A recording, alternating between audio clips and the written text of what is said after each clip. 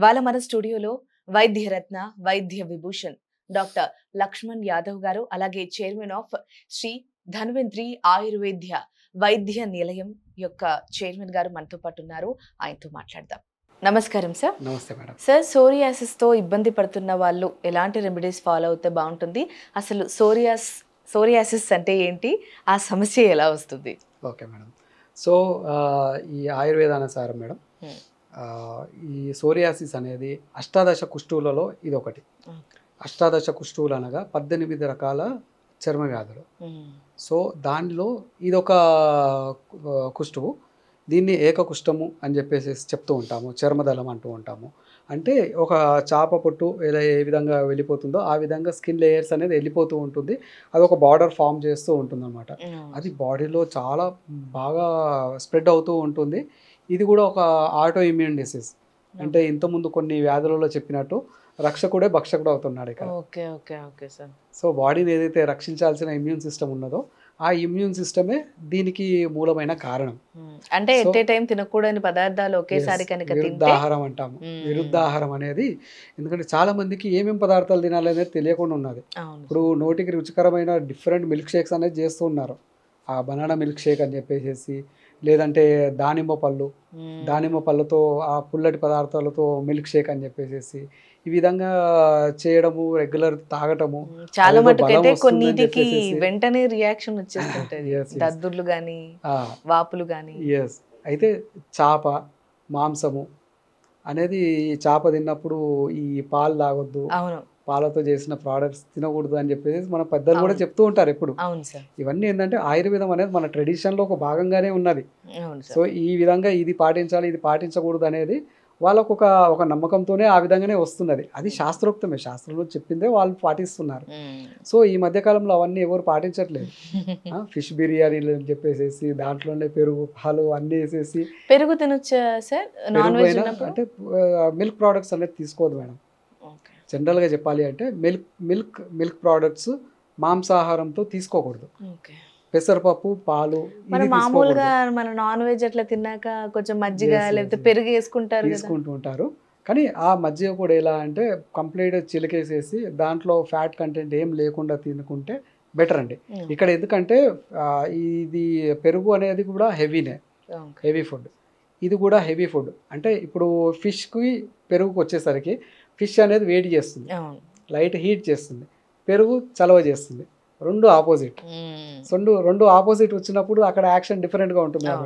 దాని నుంచి వచ్చిన రిజల్ట్ అనేది ఈ పాజిటివ్ ప్లస్ నెగిటివ్ నుంచి వచ్చేది నెగిటివే ఉంటుంది.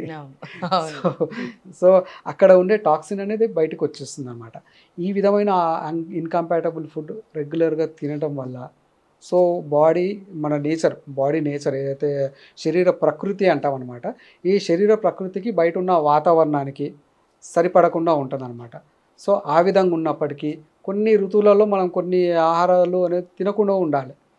సో అలాంటి ఆహార పదార్థాలు తినడం వల్ల శరీరంలో వికృతిగా, అంటే దోషాలు వికృతిగా వేసేసి రక్తంలో అవన్నీ స్ప్రెడ్ అయిపోయేసేసి ఈ శరీరంలో ఏదైతే స్కిన్కి సప్లై చేయాల్సినవి ఉన్నాయి కదా దాంట్లో ఇరిటేషన్ అనేది వస్తుంది అన్నమాట. అంటే కొన్ని పదార్థాలు తినగానే ఎంబడే ఇరిటేషన్ వచ్చేస్తుంది, దద్దుర్లు వచ్చేస్తుంటాయి. కొన్ని ఫుడ్స్ కొంతమందికి అస్సలు పడదు, తినగానే ఎంబడే వచ్చేస్తుంది అనమాట. అలాంటి యాక్షన్ చాలా స్లోగా వస్తుంది ఇది. సో అలా వస్తూ ఉండడం వల్ల ఈ యొక్క సోరియాసిస్ అనేది ఫామ్ అవుతుంది. ఈ అంటువ్యాధి కాదు మేడం, అస్సలు కాదు. ఎందుకంటే చాలా మంది ముడితే మనకు వచ్చేస్తారేమో అనుకుంటారు. అస్సలు కాదు, సోరియాసిస్ అస్సలు అంటువ్యాధి కాదు. సో ఈ సోరియాసిస్ వాళ్ళ శరీరంలో వచ్చినప్పుడు ఏమవుతుందంటే హెడ్లో చాలా విపరీతమైన డాండ్రఫ్ లాగా ఉంటుంది. చాలా మంది డాండ్రఫే అనుకొని చాలా రోజులు ఉండిపోతారు అనమాట. అది సోరియాసిస్. జనరల్గా ఈ బార్డర్స్ అనేది ఫామ్ చేస్తూ ఉంటుంది. హెయిర్కి ఏదైతే బార్డర్ ఉన్నదో అక్కడ కూడా ఒక లేయర్ కనిపిస్తుంటుంది అనమాట. సో ఈ డాండ్రఫ్ అనేది ముక్కు పైన రాలుతూ ఉంటుంది, ఈ కనుబొమ్మల పైన రాలుతూ ఉంటుంది, ఇక్కడ రాలుతూ ఉంటుంది కదా, వాళ్ళకి ఫేస్ పైన కూడా ఇక్కడిక్కడ చెవుల పైన ఇవన్నీ ఫామ్ అవుతుంది అన్నమాట.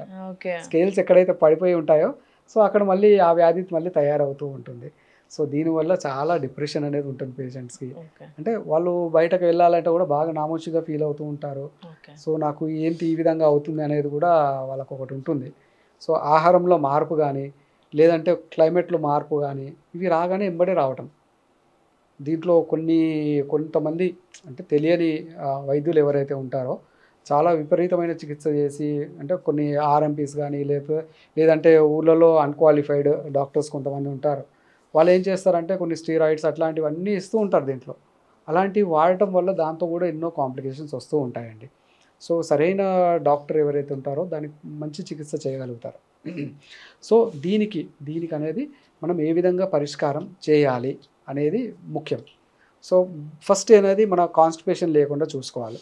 కాన్‌స్టిపేషన్ లేకుండా మనకు ఆయుర్వేదంలో త్రిఫల కషాయం చేసేసి పరిగడుపున రెగ్యులర్గా తాగుతూ ఉండాలి. అదేంటి సార్ త్రిఫల కషాయం? త్రిఫల అనగా కరక్కాయ, ఉసిరికాయ, తానికాయ. ఈ మూడింటి చూర్ణము మనకు ఎక్కడైనా విరివిగా దొరుకుతుంది మేడం. ఎందుకంటే ఆయుర్వేదంలో త్రిఫల త్రికటుతో ఎన్నో రకాల ఔషధాలు ఉంటాయి. సో అది ఒకటి. ఇంకొకటి మనము రెగ్యులర్ తినే ఆహారం అనేది కూడా ఎలా ఉంటుంది అంటే, పాతకాలంలో మనము అరిటాకులో కానీ లేదంటే మోదుగాకు అంటాం, పలాస మోదుగాకులో ఆహారం తినేది. సో మోదుగాకు ఎంత అద్భుతమైనది అంటే విషాన్ని అక్కడ న్యూట్రలైజ్ చేస్తుంది. సో అంత పవర్ఫుల్ అనమాట మోదుగాకు. మోదుగ పువ్వు, హోలీ కూడా మోదుగ పువ్వుతోనే ఇంతకుముందు వాడేది. ఆ మోదుగ పువ్వు వాటర్లో కలిపేసేసి ఆ పర్టికులర్ ఋతువులో మనం స్నానం చేయడం వల్ల బాడీలో ఉన్న చర్మ వ్యాధులు తగ్గుతాయి.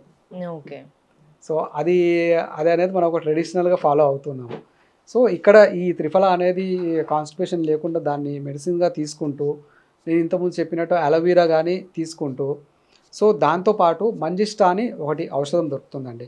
మంజిష్టా అనేది ఆ రక్తాన్ని మంచిగా శుద్ధి చేస్తుంది. మంజిష్టా, పసుపు ఇవి 2 కాంబినేషన్లో కషాయంగా చేసేసి రెగ్యులర్గా వాడటము, లేదంటే మంజిష్టా త్రిఫలాలు అది ఒక 5 గ్రామ్స్, ఇది ఒక 5 గ్రామ్స్, ఒక 200 ml వాటర్లో వేసేసి బాగా దాన్ని బాయిల్ చేసేసి ఒక 50 ml అయిన తర్వాత వడబోసి దాన్ని రెగ్యులర్గా ఉదయం సాయంత్రం తాగుతూ ఉండాలి. సో ఈ విధంగా తాగితే ఇది ఒక రెమెడీ అండి. సో ఇది రెస్పాండ్ కానప్పుడు దానికంటూ ఎన్నో ఔషధాలు ఆయుర్వేదంలో ఉన్నాయి. సో మీరు ఆయుర్వేద వైద్యుని ఎవరినైనా కన్సల్ట్ చేస్తే కనుక చాలా చక్కటి ఔషధాలు ఇస్తారు. సో క్రమేణా ఒక లాంగ్ టైంలో ఈ వ్యాధి అనేది క్యూరబుల్ అండి. Okay sir. సోరియాసిస్ గురించి చాలా చక్కగా వివరించారు sir. Thank you so much. Thank you madam. చూసారు కదా, సోరియాసిస్ వ్యాధితో బాధపడుతున్న వాళ్ళు మెయిన్గా ఏ పదార్థాలు మీరు కలిపి తింటున్నారో అవి కలిపి తినడం మానేయండి. అట్లీస్ట్ అది మళ్ళీ లోపల నుంచి రీప్రొడక్టివ్ లాగా అవ్వకుండా ఉంటుంది. అలాగే సార్ చెప్పిన చిట్కాలను కూడా ఫాలో అవుతే దాని నుంచి ఉపశమనం పొందుతారు. ఇది వాళ్ళ ఎపిసోడ్. మరొక ఎపిసోడ్లో మళ్ళీ కలుద్దాం. నమస్తే.